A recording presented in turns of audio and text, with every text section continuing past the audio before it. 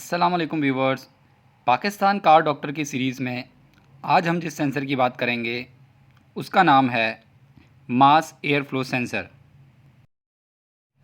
अगर आप लोग मेरे चैनल पर नए हैं तो मैं आपको बताता चलूं कि इससे पहले मैंने जो है वो ऑक्सीजन सेंसर पे भी वीडियो बनाई है और थ्रोटल बॉडी सेंसर पे भी वीडियो बनाई है, तो आप लोग वो वीडियो ज़रूर देखिएगा।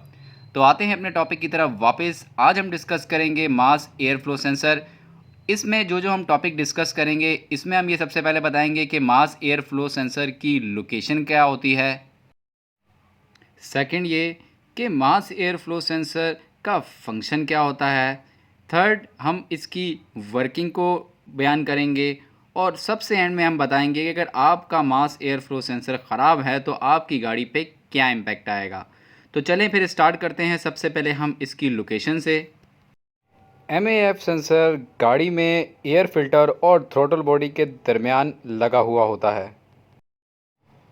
गाड़ी के इंजन रूम की तरफ अगर हम जाएं तो ये इसका एयर फ़िल्टर है जिसके अंदर एयर क्लीनर देखें किस तरह डस्ट पार्टिकल को रोक रहा है, और आगे चल के आपको नज़र आ रहा होगा कि ये थ्रोटल बॉडी और एयर फिल्टर के दरमियान ये मास एयर फ्लो सेंसर है।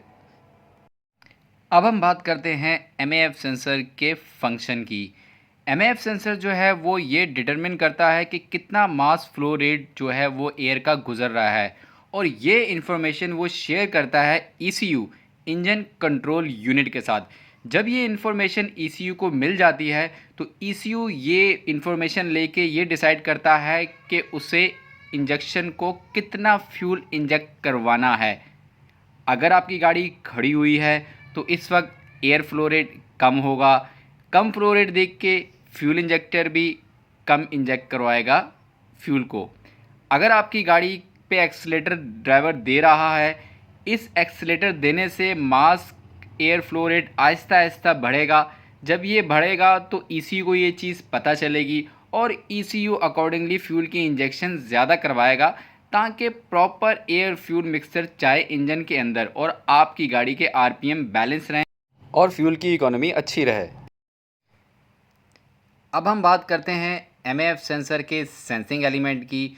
तो ये जो सेंसर हम डिस्कस कर रहे हैं ये हॉट वायर MAF सेंसर है।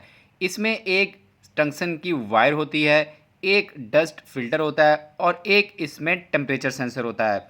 तो मैं आपको यहाँ ये बताता चलूँ कि जो नई मॉडर्न गाड़ियाँ हैं इसमें MAF सेंसर की असेंबली के अंदर IAT sensor, intake air temperature sensor भी असेंबल होता है।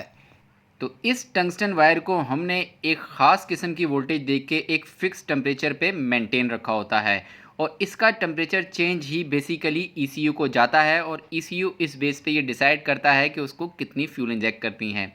फॉर एग्ज़ाम्पल अगर इस टंगस्टन वायर का एक ख़ास टेम्परेचर हमने फ़िक्स किया हुआ है और जब ड्राइवर पैडल को प्रेस करता है तो एयर का फ़्लो ज़्यादा होता है। जब एयर का फ़्लो ज़्यादा होता है तो इस टंगस्टन वायर का टेम्परेचर डाउन हो जाता है, और हमें ये पता है कि टेम्परेचर और रेजिस्टेंस डायरेक्टली प्रोपोर्शन है। तो जब टेम्परेचर कम होता है तो इसकी रेजिस्टेंस भी कम हो जाती है, और जब रेजिस्टेंस कम होती है तो हमें ओम्स लॉ के मुताबिक ये चीज़ पता है कि अगर किसी भी कंडक्टर की रेजिस्टेंस कम हो तो उसमें से ज़्यादा करंट गुजरेगा। तो करंट बढ़ने की वजह से इसका टेम्परेचर दोबारा वही मेंटेन हो जाता है। लेकिन ये जो करंट अभी बढ़ा है ये इन्फॉर्मेशन ECU को चली जाती है। जब ECU को पता चलता है कि करंट बढ़ गया है तो वो ये डिसाइड कर लेता है, उसको ये पता चल जाता है कि मास एयर फ्लो ज़्यादा हो गया है क्योंकि ड्राइवर ने पैडल को प्रेस किया हुआ है, तो वो अकॉर्डिंगली फ्यूल इंजेक्शन ज़्यादा करवाती है। ये तो हमने आपको केस बताया जब आपने स्पीड का पैडल प्रेस किया है। अब हम दूसरा केस डिस्कस करते हैं। दूसरे केस में अगर गाड़ी एक हाई स्पीड पे जा रही है और अब अगर ड्राइवर ने स्पीड कम की है तो मास एयर फ्लो रेट कम होने की वजह से टंगस्टन वायर का जो टेम्परेचर है वो बढ़ेगा, और जब टेम्परेचर बढ़ेगा तो रेजिस्टेंस भी बढ़ेगी। इस हाई रेजिस्टेंस की वजह से जो करंट है वो कम होगा। जब करंट कम होगा तो टंगस्टन वायर का जो टेम्परेचर बढ़ा था वो अपनी जगह पे वापस आ जाएगा। लेकिन ये जो करंट कम हुआ है इसकी इन्फॉर्मेशन ECU को जाएगी और ECU को पता चल जाएगा कि गाड़ी की स्पीड कम हुई है, तो वो अकॉर्डिंगली इंजेक्शन से कम फ्यूल इंजेक्ट करवाएगा। तो ये थी इस सेंसिंग एलिमेंट की वर्किंग कि वो करंट कम या ज़्यादा कर की इन्फॉर्मेशन जो है वो ECU को देता है और ECU इसके साथ डिसाइड करता है कि उसको कितना फ्यूल इंजेक्ट करवाना है। यहाँ पे मैं आपको ये भी बताता चलूँ कि इस पूरे काम में ECU ऑक्सीजन सेंसर की भी हेल्प लेता है। अब हम डिस्कस करते हैं कि बैड MAF सेंसर से आपकी गाड़ी में क्या प्रॉब्लम आएंगे। अगर बैड MAF सेंसर है तो चेक इंजन लाइट ऑन हो जाएगी। सेकंड ये कि गाड़ी में स्लो एक्सेलरेशन होगी, क्योंकि अगर MAF सेंसर ख़राब है तो ECU को पता ही नहीं चलेगा कि इस वक्त कितनी एयर जा रही है, तो प्रॉपर एयर फ्यूल मिक्सचर नहीं बन पाएगा, जिसकी वजह से गाड़ी की एक्सेलरेशन में आपको इशू आएगा। थर्ड ये कि रफ़ और जर्की एक्सेलरेशन होगी। फोर्थ ये कि आपको रफ़ आइडलिंग फील होगी। फिफ्थ आपको ब्लैक स्मोक फील होगा, क्योंकि जब मास एयर फ्लो सेंसर की इंफॉर्मेशन ही ECU के साथ शेयर नहीं होगी तो वो रिच मिक्सचर बनाएगा, जिसकी वजह से आपको गाड़ी में धुआं ब्लैक ज़्यादा नज़र आएगा और ये काला धुआं आपके कैटालिटिक कन्वर्टर को ख़राब करेगा और आपके बहुत से पैसे ज़ाया कराएगा, क्योंकि कैटालिटिक कन्वर्टर एक महंगी चीज़। सिक्स्थ पावर रिड्यूस होगी। सेवन्थ स्टार्टिंग में आपकी गाड़ी में डिले आएगा और एट आपकी गाड़ी की एफिशिएंसी कम होगी।